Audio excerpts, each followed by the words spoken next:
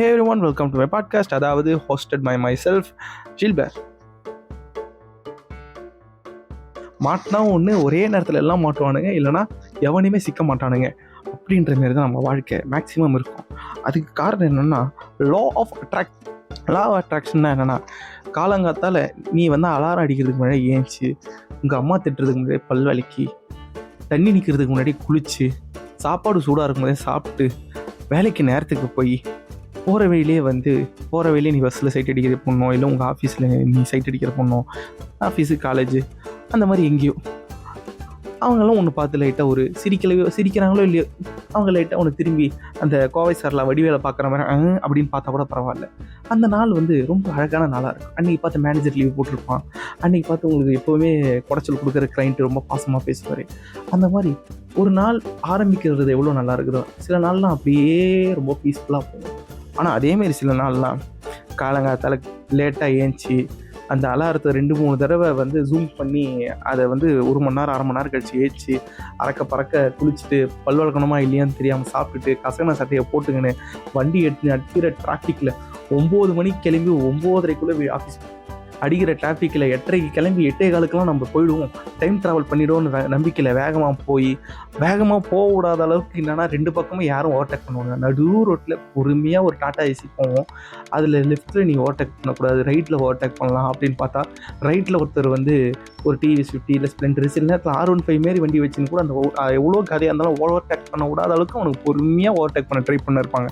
சரி, இல்லீகலாக போவோம், லெஃப்ட் சைடில் போனோம், லெஃப்ட் சைடில் அப்போ தான் பொறுமையாக ஒருத்தர் சைக்கிளில் அந்த இதுக்கு பேரலாக போவாங்க.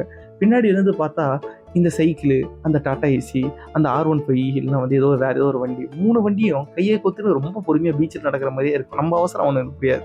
அவனை தாண்டி ஓவர்டேக் பண்ணி போய் அப்பாடா வீட்டுக்கு போயிடலாம் அப்படின்னு பார்த்தா சிக்னல்.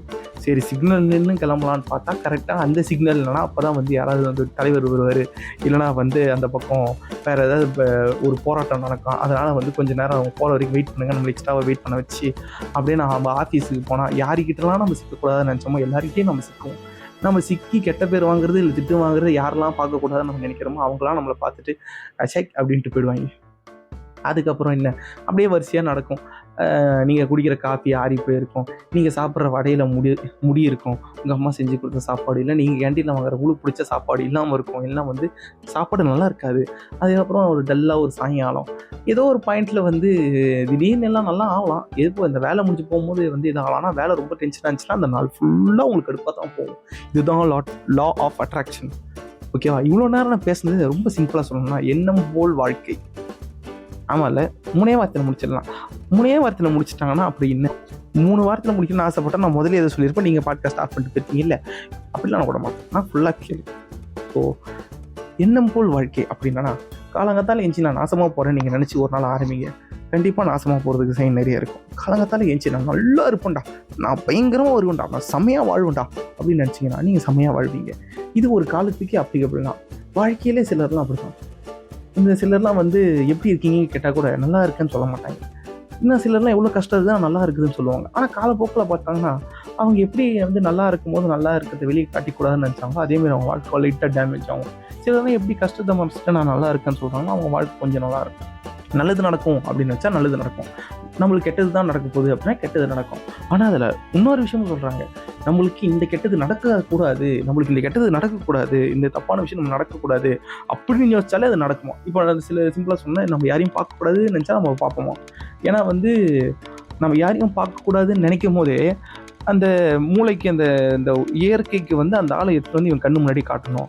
அப்போ யோசிக்கும் போது கூட நம்ம எப்படி யோசிக்கணுமா, இந்தமாரி நம்ம யாரையும் பார்க்கக்கூடாதுன்னு நினைக்கிறதுக்கு பதிலாக நம்ம அவரை பற்றியே யோசிக்கக்கூடாது.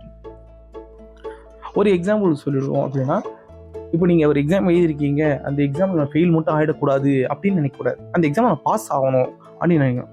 நீங்கள் பாஸ் ஆகணும்னு நினச்சா தான் பாஸ் ஆவீங்க. நீங்கள் ஃபெயில் மட்டும் ஆகிடக்கூடாது அப்படின்னு நினச்சாலே ஃபெயில் ஆகிடுவாங்களாம். ஏன்னா ஃபெயிலுன்ற நெகட்டிவ் வார்த்தையை நம்ம மூளையில் போட்டு நம்ம அனுப்பும்போது அப்படியே நம்ம உள்ளுக்குள்ளேருந்து அப்படியே வைரல் சிக்னலில் இந்த யூனிவர்ஸுக்கு போய் அதுக்கப்புறம் அது எல்லா பக்கமும் ரிஃப்ளெக்ட் ஆகி அது திரும்பி எது நம்ம நடக்கக்கூடாது அப்படின்னு நினைக்கிறோமோ அது நடக்கணும்.